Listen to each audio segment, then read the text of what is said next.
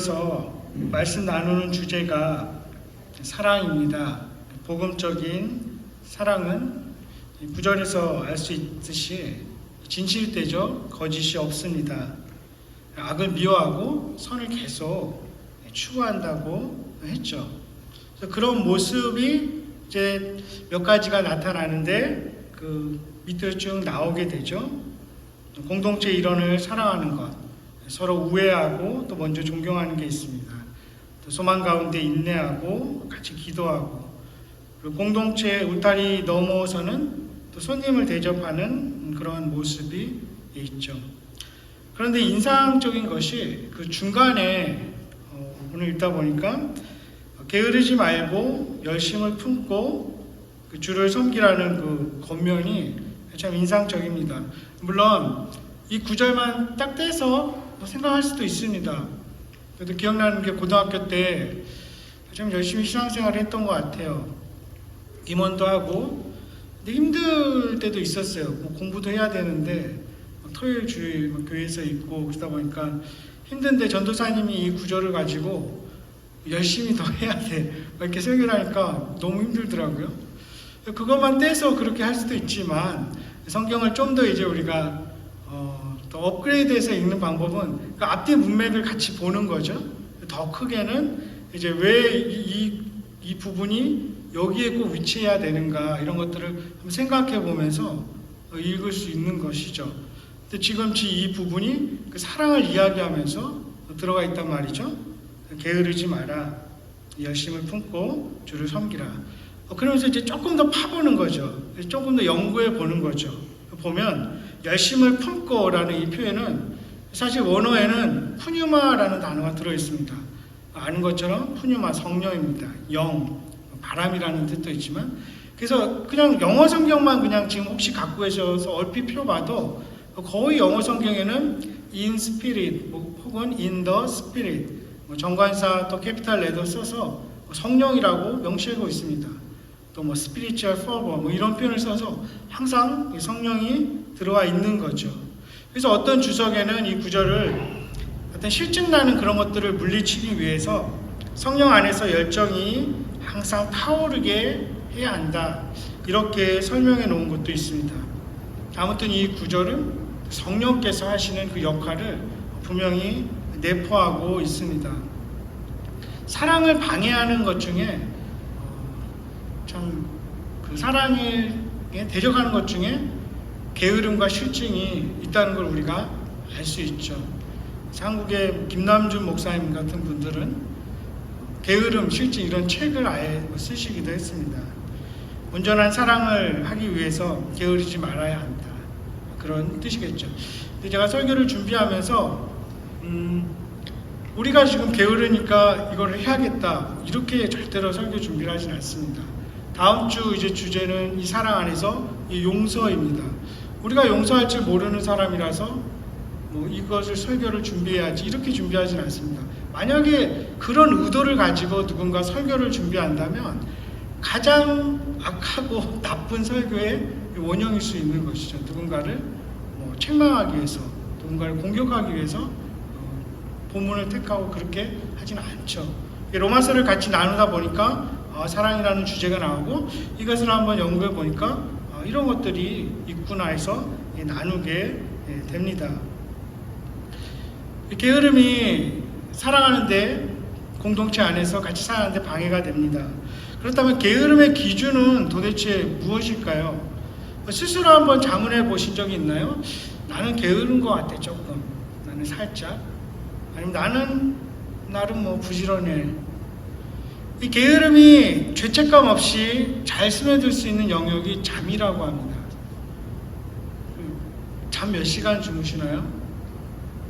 우리 정화는 몇 시간 자니? 하루에? 보통 8시간? 8시간. 8시간. 그럼 8시간을 놓고 너무 많이 자, 게을러, 이렇게 할 수 있을까요? 저 같은 경우는 6시간 7시간 자는 것 같아요. 밤에 6시간, 요즘은 낮잠 1시간. 이렇게 재워야 되니까. 근데 어떤 제가 아는 분은 같이 예전에 축구하던 분이 어떻게 사람이 7시간씩 자고 살아? 이래 4시간 주무시더라고요. 그분은 꽃가게 하시는 분인데 4시간 주무시고도 막 펄펄 나는 거죠. 근데 사람마다 다 틀릴 것 같아요. 몸이 선천적으로 좀 약한 사람은 충분히 잠을 자야 하지만 어떤 사람은 뭐 3-4시간만 자도 거뜬히 생활할 수 있는 사람도 있을 것입니다. 게으름의 기준이 모호하긴 하지만 그래도 우리는 알 수 있습니다. 가족 중에 혹은 같이 일하는 사람 중에 이 게으른 사람이 있으면 힘들어져요. 가족도 힘들어지고 함께 일하는 사람들이 힘들어집니다. 왜냐하면 그 사람 몫을 다른 사람이 해야 되잖아요. 손 많이 가고. 떠오르는 사람들이 있을까요? 근데 그러다 보니까 잠언에서도 26장인가요? 10장 26절에 이 게으른 사람을 눈의 연기, 이의 식초에 비유합니다. 그만큼 막 시리고 없는 이만 못한 것이죠. 참 안 좋은 것인데 이 김남준 목사님 그 책에서 이 게으름의 원인이 그 궁극적인 뿌리가 빗나간 자기 사랑 이렇게 표현합니다. 온통 자기 욕구, 자기 욕망 뿐인 것이죠. 왜 하기 싫습니까? 내가 하기 싫으니까. 왜 더 자야 될까요? 그냥 나 더 자고 싶으니까. 이런 자기 중심적인 그런 모습이죠. 다른 사람들을 생각하지 않는 것이죠. 근데 이것이 성경적으로 보면 목사님이 이제 진단하는 건데, 그러니까 내가 그 자리를 차지해서 내가 왕이 되는 거죠. 나의 시간이라고 생각하는 것이죠. 나의 물질이고 나의 삶이라고 생각하는 것입니다. 그렇지만 그렇지 않다는 거죠. 성경은 우리에게 주어진 시간, 물질, 체력 이런 것들이 다 주님의 것이고 주님으로 온 것이기 때문에 우리 마음대로 사용할 수 없다. 게으르다면 그것은 하나님의 것을 도둑질하는 것이다. 이렇게까지 표현합니다. 게으름이라는 것이 근데 거기서 이제 멈추지 않습니다. 다른 사람에 대한 의무를 저버리는 것은 멈추지 않고 이게 발전을 해서 정욕을 추구한다고 합니다. 편안하고 그저 안락한 삶을 추구하는 것은 이 소극적인 게으름의 목표라면 이제 그것이 충족되면 적극적인 목표가 생기는데 그것이 어떤 욕망을 추구하고 쾌락을 충족시키려는 그런 모습으로 발달하게 된다는 거죠. 그래서 그런 전형이 이제 범죄자들에게 나타난다고 합니다. 성실하게 일해서 살아갈 수 없기 때문에 불법을 쓰고 편법을 쓰게 된다는 것이죠. 범죄하게 된다는 것이죠. 특별히 뭐 성폭행범 같은 이런 파렴치한 범죄자들이 어떤 정신적인 이상이 있는 것이 아니라 철저하게 자기 중심적인 것, 남을 희생시켜서라도 자기의 욕망을 채우려는 그 빗나간 자기 사랑, 그들은 철저하게 게으른 사람이다 이렇게 말하기도 합니다. 실제 성경에서도 이 게으름과 악함은 같이 사용됩니다. 지혜서에서도 그러고 또 복음서에서도 이 게으르고 악한 종아 이런 표현도 나오게 되죠. 사람들에게는 누구나 그런 모습이 있을 수 있죠. 뭐 불순종하기 30일, 기도 안 하기 40일 프로젝트 이런 거 안 해도 그냥 내버려 두면 사람이 게을러지고 죄에 빠지게 된다는 것이죠. 근데 이제 게으름이 점점 발전하다 보면 같이 오는 그 친구가 있는데 그게 바로 실증이라고 합니다. 그래서 게으름이 육체의 질병이라면 이 실증은 영혼의 질병이다. 이렇게 표현하는 사람도 있습니다. 실증이라는 단어 자체가 우리 그 실자를 보면 알 수 있지만 싫어하다라는 그런 의미를 포함하고 있습니다. 성경의 원어적으로도 그 싫어하다는 그 동사로 많이 쓰입니다. 그래서 그것은 그냥 단순히 뭐 내가 안 좋아 이게 아니라 이제는 하나님께 대한 반감이 생기는 거죠. 그리고 함께하는 사람들에 대한 반감이 생기게 됩니다. 근데 이러한 모든 것들을 사탄이 이용한다고 하죠. 그 목적은 쓸모없는 신자로 만들려는 것이죠. 하나님이 살아계신 것도 알고 하지만 딱히 그리스도인답지 않은 불신자와 비교되지 않은 그런 어중간한 사람으로 만들려는 사탄의 계략이 숨어들 수 있다 이렇게도 표현합니다. 하지만 우리 안에 계신 그 성령님이 그런 삶을 허락하지 않으십니다. 우리가 계속 봐왔지만 성령님은 율법의 요구를 이루게 하십니다. 구원의 확신을 주시죠. 우리를 향한 그 하나님의 사랑을 계속 확인시켜 주시는 분입니다. 그래서 이 사랑하는 우리 성도들을 그렇게 게으르게 실증나는 삶으로 살아가도록 내버려 두시 않으십니다. 다시 열심을 품고 주님을 섬기게 하시죠. 주님을 섬기는 것, 다시 다른 사람들을 사랑하게 하십니다. 이 우리 본문에 그 푸뉴마라는 단어, 스피릿이라는 단어가 들어있기 때문에 우리는 그것을 알게 됩니다. 그렇다면 어떻게 성령께서 그렇게 이제 일하실까요? 몇 가지로 한번 제가 정리해 봤습니다. 첫 번째로는 성령은 하나님의 사랑을 다시 깨닫게 하십니다. 하나님에 대해서 다시 사랑하게 하시죠. 사람은 누구나 본능적으로 자기 자신을 사랑합니다. 하지만 성경에서는 그것이 온전한 자기 사랑이 아니라고 말하죠. 성경에는 하나님을 사랑하는 것, 이웃을 사랑하는 것, 그 외에 나를 사랑하는 것은 없죠. 왜 그렇습니까? 하나님을 사랑하고 이웃을 사랑하게 되면 온전하게 나를 사랑할 수 있는 그런 사람이 되기 때문입니다.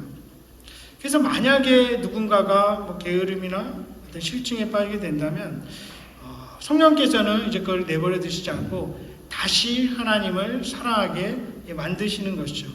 그 무한한 하나님의 사랑, 이제까지는 경험하지 못했고 지금까지 알지 못했던 그 하나님의 사랑을 다시 알게 하십니다.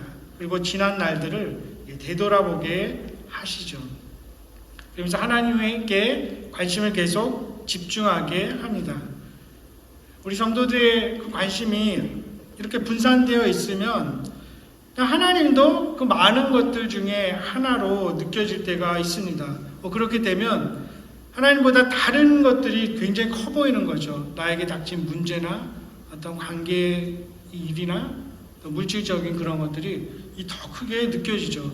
그러면서 막 비교도 되고 이 마음이 괴로워집니다. 하지만 성령께서 다시 하나님에게 집중하게 하시면 예수 그리스도가 나의 삶의 전부구나, 하나님이 나의 삶의 왕이시고 주인이시구나, 이것을 깨닫게 되면 다른 것들이 이제는 크게 문제로 안 느껴지죠. 사소하게 느껴집니다. 또 비교하지도 않게 됩니다. 마음이 흔들리지 않게 되는 것이죠. 주시면 감사하고 또 나누고, 없어도 아무런 문제가 없는, 내가 나에게 가진 것들, 학교든 직장이든 재산이든 그 무엇이든 다시 재평가하게 되는 것이죠. 그래서 하나님께서 주시는 그 무엇보다 하나님 자신을 더 사랑하게 되고 그분께 더 나아가게 되는 것입니다. 그리고 그 하나님의 사랑을 깨닫게 될 때 비로소 이제 나를 향하던 그 중심이 이제 다른 사람을 향하게 되죠. 그래서 형제와 자매를 사랑하게 되는 것입니다. 그리고 또 하나는 이제 말씀에 대한 그런 사모하는 마음을 주시죠. 다시 말씀을 보고 싶고 하고, 다시 말씀을 읽으면서 기쁨이 있고 자유함을 얻고 또 힘을 얻게 하는 것이죠. 살아가다가 실증 날 수도 있겠죠. 매일 어떻게 또 똑같은 음식만 먹을 수 있겠습니까? 나이키 운동화 신다가 또 실증 나면 뉴 밸런스 이런 거 신을 수도 있을 것입니다. 일제차 타다가 생각보다 별로네, 한국 차 타고 미국 차 타고 유럽 차 탈 수도 있을 것입니다. 자연스러운 것이죠. 그런데 하나님의 말씀에 대한 그 실증이 나면 대체할 게 없는 것이죠. 그것은 내 영혼에 빨간불이 들어올 수 있는 것입니다. 하지만 그때 성령께서는 다시 우리에게 그 하나님의 말씀이 필요함을 깨닫게 하십니다. 그리고 그 앞에 나아가게 하시죠. 그럼으로써 하나님이 누구신지, 예수 그리스도가 무엇을 하셨는지 다시 알게 하시고 그 사랑으로 이끄시는 그런 역할을 하게 됩니다. 참 소망하기는 그 성령님의 도우심으로써 우리가 하나님의 인자하심, 그 무궁한 사랑, 영광, 아름다움을 다시 새롭게 늘 발견할 수 있기를 바랍니다. 두 번째로는 성령님이 우리의 마음을 다시 다스리게 하십니다. 우리의 마음이 아침에 막 은혜롭게 기도를 시작했다가 오후에 짜증이 확 날 수도 있죠. 한밤중에 하나님을 찬양하고 감사가 나오다가 다음날 아침에 막 죄의 유혹에 넘어가는 경우도 있습니다. 신자들의 마음이 전쟁터와 같죠. 그때 성령님이 다시 마음을 쏟아서 주님을 생각나게 합니다. 10분이 멀다 하고 또 운전할 때든 공부하다가도 또 일하다가도 걸어가면서 주님의 이름을 부르게 하시고 또 주님의 말씀이 떠오르게 하십니다. 또 다시 찬양하게 하시죠. 심리학자들에 의하면 자료를 다 찾아본 건 아니지만 얼핏 찾아보면 하루에 사람이 10만 가지 이상 단어, 영상 이런 생각들이 떠오른다고 합니다. 근데 그 중에 대부분이 좀 온전하지 못한 것들이 많다고 해요. 이게 죄의 씨로 뿌려진 결과일 수 있죠. 근데 그거를 이제 그냥 내버려 두면 점점 이제 그게 커지고 실제 행동으로 옮기게 된다는 것이죠. 처음부터 죄를 지어야지 하는 사람이 없겠죠. 갑자기 아침에 일어나서 돈도 없는데 은행이나 털어볼까 하고 와서 은행 터는 사람이 없을 것입니다. 왜 돈이 없지? 이제 나쁜 생각을 막 계속 그냥 내버려 두면 그 정말 이제 실제 행동으로 옮겨지게 되지 않습니까? 범죄자들이 나중에 후회하는 그런 모습들도 많이 보게 됩니다. 야고보서 1장에도 욕심이 잉태해서 죄를 낳고 죄가 장성한즉 사망에 이른다. 내버려 두면 죽음에까지 이르게 되는 것이죠. 그런 생각들이 혹시나 들어올 때 우리도 싸워야겠고 또 성령께서도 우리를 도우실 것입니다. 다시 하나님께로 달려가고자 하는 마음을 주시죠. 세 번째로는 성령이 게으르지 않도록 성도들로 하여금 거룩한 목표를 다시 세우게 하십니다. 나무가 비바람에 참 거세게 흔들리지만 뿌리가 뽑히지는 잘 않습니다. 생명이 있기 때문이죠. 생명이 있다, 살아있다는 의미가 무엇입니까? 목표가 있다는 것입니다.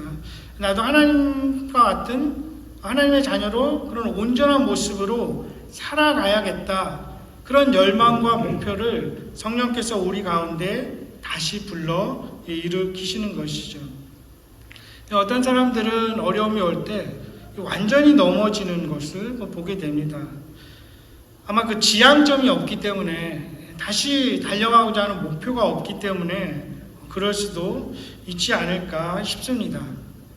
그럴 때 성령님께서는 하나님처럼 공의롭고 또 사랑하는 사람으로 나도 살아가야겠다. 주님을 닮아가야겠다. 그런 열정, 그런 소원을 품게 하시죠.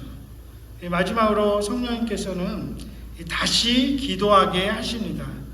우리 기도 다 하시지만 한번 돌아보면 내가 정말 이렇게 눈물 콧물 흘리면서 기도했던 적이 언제인가 싶을 때가 있습니다. 성령께서 다시 마음을 쏟아놓게 하실 때가 있습니다. 다 내 안에 있는 것들을 토해내게 하실 때가 있죠. 그래서 아무것도 없는 상태에서 그 바닥에 하나님의 은혜와 기쁨으로 다시 채우시죠. 그리고 불필요한 것들, 내 안의 것들을 이 성령이 불로 표현되는데 다 태우십니다. 그리고 하나님의 사랑과 은혜와 지혜로 채우시게 되는 것이죠. 때로는 막 울면서, 때로는 막 떼굴떼굴 굴러가면서 기도하기도 하시죠. 야곱처럼 밤새 씨름하는 것처럼 기도하게 하십니다. 우리 그런 것들이 필요하기 때문이죠. 천사도 타락하면 사탄이 되죠. 죄 중에 태어난 우리가 오죽하겠습니까? 그런 모습들이 필요한 걸 알기 때문에 성령께서는 우리가 이제 남은 날 동안 살아갈 동안 다시 기도하게 하십니다. 그러면서 다른 사람에 대한 사랑도 주시기 때문에 중보기도하게 하시고 다른 사람들을 위해서 기도하게 만드시는 것입니다. 우리가 이렇게 살아가면서 그런 생각을 할 때가 있습니다. 이제 구원의 확신을 주시고 성화되어 가고 언젠가 그 구원에 이르실 텐데 왜 쉬운 길을 주시지 않을까?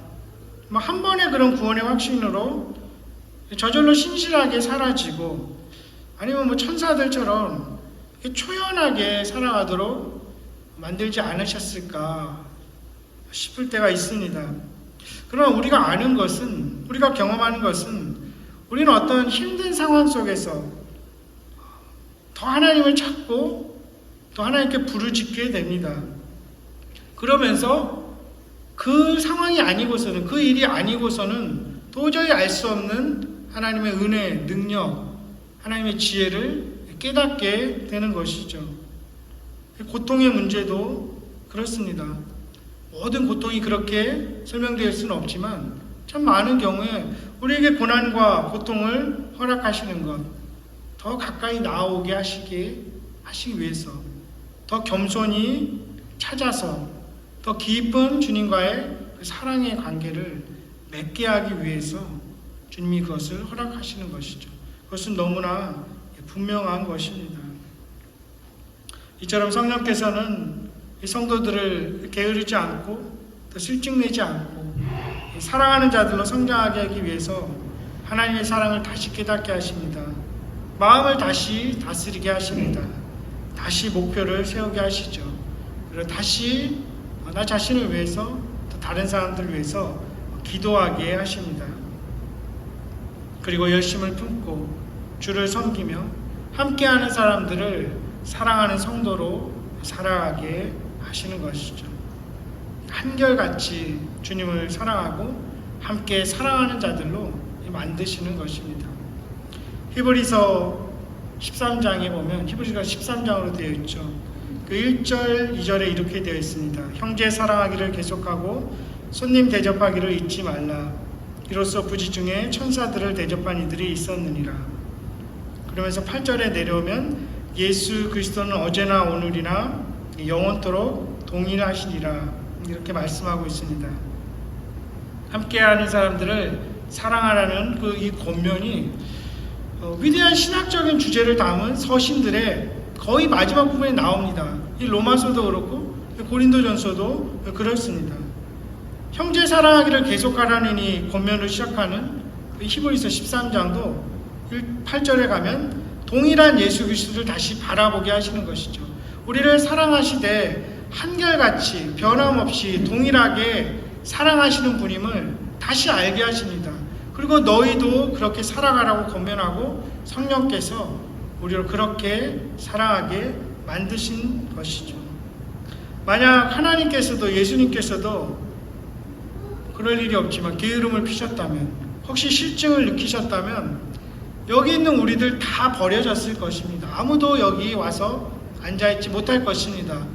하지만 우리 주님은 우리에 대해서 실증내지 않고 어떠한 모습이든지 끝까지 사랑하시고 한결같이 우리에게 신실하셨습니다.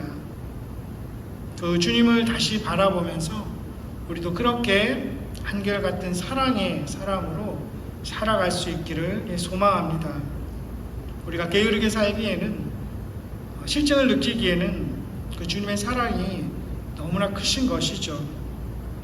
이 땅에 살아갈 동안 성령의 도우심으로 다시 하나님을 열렬히 사랑하고 그 사랑으로 함께하는 사람들, 가족들, 신앙의 공동체 일원을 사랑하면서 이 시대 이 땅을 살아가는 우리 모두가 될 수 있기를 주님의 이름으로 간절히 축원합니다.